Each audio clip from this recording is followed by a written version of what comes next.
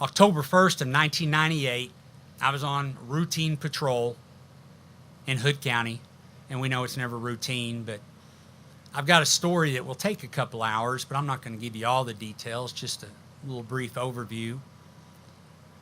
But I stopped a wanted felon that night, and I had been on patrol 8 years. I was field training officer, martial artist, soon to become a firearms instructor, on a waiting list for the Governor's Protective Detail. I was going to move upward and onward, trained every day, ran every day, and it just broke loose my rookie of 6 months, and I go to nights by myself.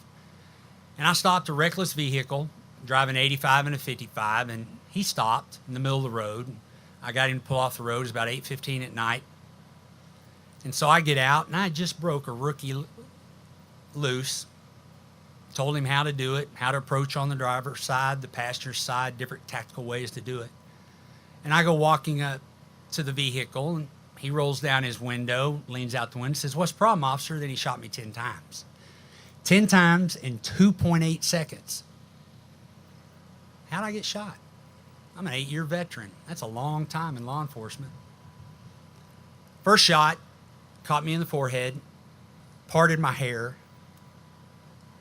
went through my hat. You know, us troopers about our hats. I got a brand new one right there. Took me a couple months to get that hat, but ruined that hat, and it's hard for me to talk about. Second round caught me in the left temple. Bullet went through the left eye, exploded, blew out the right eye. It's 2, 3, 4, 5 in the forearm, 6, 7 in the hip, 8, 9, 10 in the back. I was wearing my vest. Happened in 2.8 seconds. Had to do a lot of ducking and dodging. Not known for my moves, but didn't move real well. I still got hit 7 out of the 10 times. The man that shot me was a wanted felon. Should have been in prison 3 times over. Had a sorry judge, kept letting him out. Had assaulted other police officers. I wasn't the first. He was one of those what we know as the 1%ers. He drives off. I laid in the roadway. They got me to the hospital. I stayed in the hospital for a couple of weeks. Was off work for 14 months. Besides getting shot, one of the worst days is when the doctor at a medical facility, he was the head of ophthalmology. He said, "Well, you'll be blind the rest of your life. You can sell pencils for a living," that's what the School for the Blind in Texas does. So I fired him. Got another doctor. What the hell doctors know, right? I had another rookie trooper coming in December. I had to be back to work. So I was off work a little longer than I thought. I went through 10 eye surgeries. I'm blind in the right eye. Can't see crap out of the left. Scares a lot of people. I still carry a gun and drive black and white. But after 10 eye surgeries, I see on a good day 20, 30 in the left eye. I can see out of the right eye too. One day I may see fully out of them. If you notice my eyes, one eye's a little different from the other because I lost my iris, and it's all pupil. When I go to the schools, I love it when kids come and say, "Hey, you got 2 different colored eyes." I said, "Yeah." And they always follow up, "I got a dog with 2 colored eyes, different colored eyes." I'm like, "Yeah, I'm just a different breed of dog." But off work for 14 months, I did a lot of soul searching and a lot of eye surgeries to get me back to doing this job. And I always tell my wife, if I ever went back to patrol, if I got my eyesight well enough, I'd go back to patrol, and then I wake up a day later, knot on the back of my head. But being off duty that time and not sure I was going to recover my vision, and when I did, DPS created a position for me in Granbury, being the safety officer, training officer, public information officer. And so I've continued to do that for the past 20 years. And so I teach officer safety. And so everything Banning said to me resonated with officer safety and what he's going to do and how he's going to build this agency and how he's going to commit to the strength and character. And I said, strength and character, and I think about that every day, and I'm not alone. My story is not unique.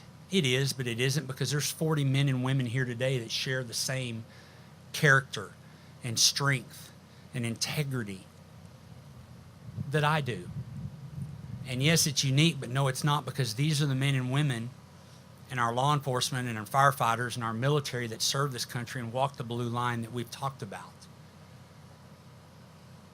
And Banning shares the same sentiments as all of us, and his whole staff. Every one of his staff members are accomplished men and women that want to serve and protect and continue to make this country stronger, bigger, and better.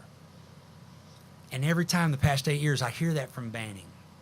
And he just tells me all what's going to happen. And everything he says is going to happen has happened.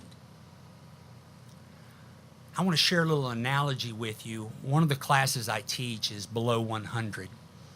The concept behind below 100 is we haven't had a year where we've lost less than 100 police officers in the line of duty since 1943.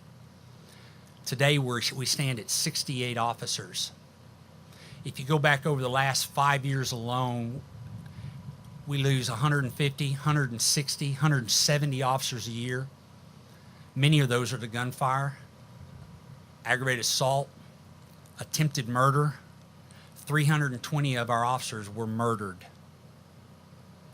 Many of those tenets in below 100, wear your vest, wear your seatbelt, slow your speed down. When what's important now and complacency kills are the 5 tenets of the below 100. And I teach a course on mindset where we talk about presumed compliance and complacency, because I can tell you I was complacent that night. We all get complacent, and I was an 8-year veteran. Whether you're a rookie out of the academy or a seasoned 28-year troop, complacency affects every one of us. It may affect us whether we know it or not. And Banning said, hey, we got a place for that. That's part of our training. Officer survival, mindset. We talk about peer support. I'm CERT, critical incident response trained, have been obviously for 20 years. Banning said, we have a need for that. Every time I said something, Banning says, we're doing it. We're going to do it. Banning's going to do it. EOPG is going to do it. His staff is going to do it.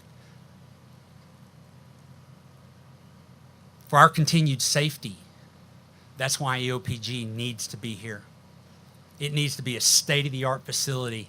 Banning says it will. Take it to the bank. You know, we talk about our community relationships between our police officers and the community. And you'll hear Tony Brinker speak a little bit about that.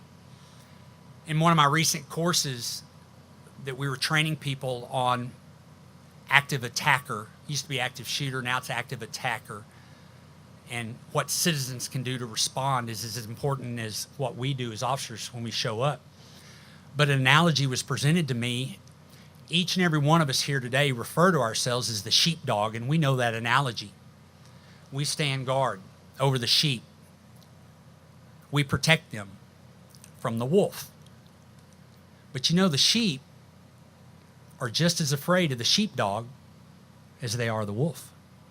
Because when you think about the sheepdog, they keep the sheep in line. They nip at their heels, and the sheep are nervous around them.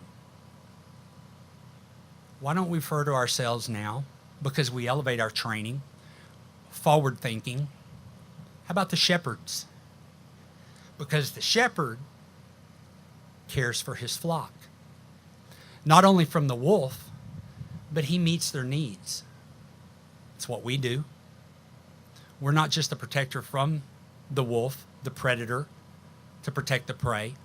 Because in America, Americans and police officers and our military, sometimes we have to put down the predator, but then we also turn around and render first aid when the need arises. When our predators are out there in need, law enforcement steps up at times in certain capabilities to help them out. Because we wear many hats, whether it's a psychologist, a mother, a father, words of wisdom, a mentor. We're doing shepherd's work. So I encourage us to now refer to us as shepherd.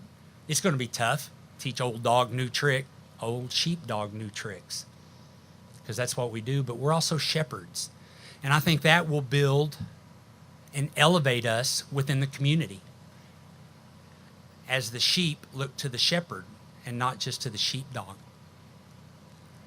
So EOPG, Banning's going to train all of us to be the best shepherds we can be, because that's the mindset.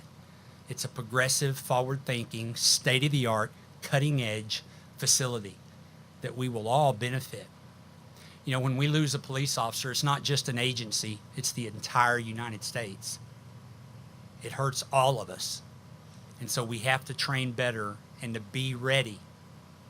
And I thank Banning and all of his staff members with EOPG to put this together.